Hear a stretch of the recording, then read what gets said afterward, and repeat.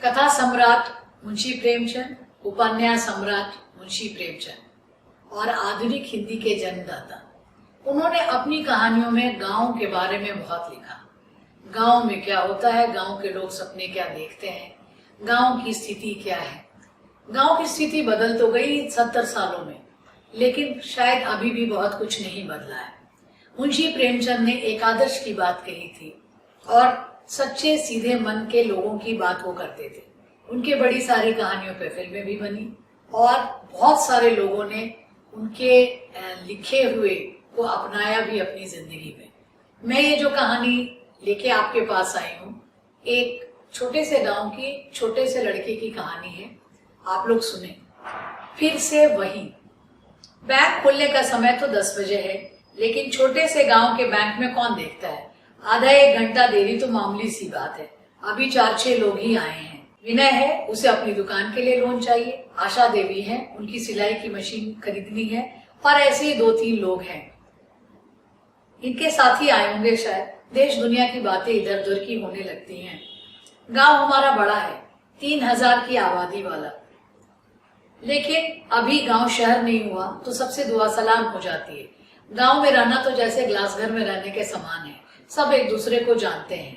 किसके घर में गाय आई, किसके यहाँ मेहमान आए, सबको पता है। ऐसे तो कहीं कहीं कुछ दरक रहा है अब, लेकिन कुल मिलाकर हालात ठीक ठाक है। पिछले महीने पंचायत में एक मीटिंग हुई थी। गांव के पढ़े लिखे नौजवानों को बुलाया था।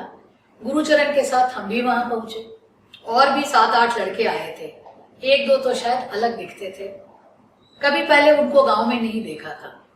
मोटी चेन, काला चश्मा, जीन्स की पैंट। शायद बैंक मैनेजर ने बुलाया होगा। गांव में तो हम सबको पहचानते हैं। इस छोटी सी सभा का सार संक्षेप ये था कि गांव के लड़के गांव में ही कुछ व्यापार करें, कुछ छोटी मोटी चीजें करें और काम धंधा ढूंढें। बैंक उनकी मदद करेगा। एक बिजनेस आइडिया उन्होंने हमें दिया कि 2-4 कंप्यूटर खरीद लो और एक साइबर कैफे बना लो। अच्छा ही लगा। गुरुचरण 11वीं पास है और मैं BA फेल। नहीं पढ़ पाए बस। रोज धक्के खाते हुए कॉलेज पहुंचो। आज टीचर नहीं, कल शहर बंद। ऐसे में 2 साल निकल गए। फिर बाबूजी को मैंने कह दिया कि आगे नहीं पढ़ पाएंगे। उनकी चमकती आंखों को राख होते हुए देखा मैंने। और कुछ करना चाहिए सोचकर हाथ पैर मारने लगा मैं। खेतों में तरकारी उगाकर बेचना भी ठीक है, लेकिन दाम अच्छे नहीं मिलते तरकारियों के। निरी से दिखने वाली भिंडी, कद्दू, तोरी ने ही घर गृहस्थी हमारी संभाल रखी है।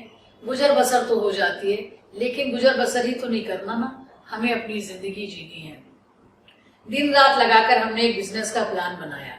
कॉलेज में हमारा एक दोस्त था मृणाल, अच्छी अंग्रेजी बोल लेता था, होशियार था, वो लिख भी लेता था। उसको फोन किया बहुत सकुचाते हुए, लेकिन उसने आनंद फानंद में 3 पन्ने का बिजनेस प्लान बना दिया। 4 कंप्यूटर, 4 लड़के, 4 टेबल और 4 कुर्सियां, फिर एक मैनेजर और एक छोटी कुर्सी टेबल। अपने घर के आगे के कमरे में दुकान खोल लूं तो मृणाल ने समझाया, गोल गोल पानी से भरी सड़कों पे कौन आएगा भला। दुकान तो गांव के बाजार में ही खोलो, पंचायत की दुकानों में से एक दुकान मांग लो। मृणाल की बात से लिखा, सपने देखना बुरा नहीं है, जो होना होता है उसके लिए रास्ते खुद ब खुद निकल ही आते हैं। नीले फोल्डर में 6 पन्ने का बिजनेस प्लान लेकर, कंप्यूटर के खरीद के लिए दाम, अपने बैंक के खाते का पूरा लिस्ट लेकर मैं, गुरुचरण और मैं उत्साहित हो गए।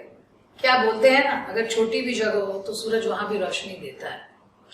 उम्मीद जाग उठी थी और उस दिन पंचायत के बैंक मैनेजर की बात सुनकर हमें अच्छा लगा था। 12:30 बज चुके हैं, अभी 2 लोग और हैं, तभी हमारा नंबर आएगा। गुरुचरण और मैं बैठे हैं बैंक मैनेजर मिश्रा जी के सामने, गोरे गोल मुंह वाले, लगता है जैसे कि अपनी हंसी दबा रहे हो। 3 बार हमारा कागज उलट पलट कर देखा। हाँ, 1.25 लाख के ऊपर मिल जाएगा तुम्हें, लेकिन काम इनके साथ करना होगा। और वही 2 महापुरुष जो काला चश्मा लगाकर उस दिन बैठे थे, कमरे में दाखिल हुए। वो अचानक उस छोटे से केबिन का कमरा छोटा जान पड़ा। रकम मिलते ही इनको 20,000 दे देना होगा, बाकी रकम तुम्हारी।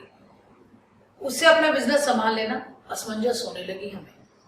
हाँ बोले तो दिल नहीं मानता, बेईमानी होगी, और ना बोले तो इतना अच्छा अवसर हाथ से निकल जाएगा, काम शुरू ही नहीं हो पाएगा। इतने पैसे होंगे ही नहीं कि अपना पैसा लगा सके।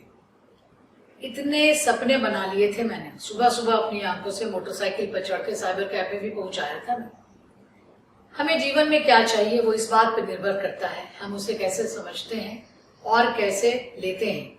गुरुचरण और मैं बैंक से बाहर निकल आए। शायद अभी हमारा समय नहीं आया है। मुझे इस अवसर को गंवाने का जरा भी दुख नहीं है। सबसे ऊंची चढ़ाई के बाद ही सुंदर दृश्य दिखता है। अभी उस चढ़ाई के लिए मुझे शायद थोड़ा और इंतजार करना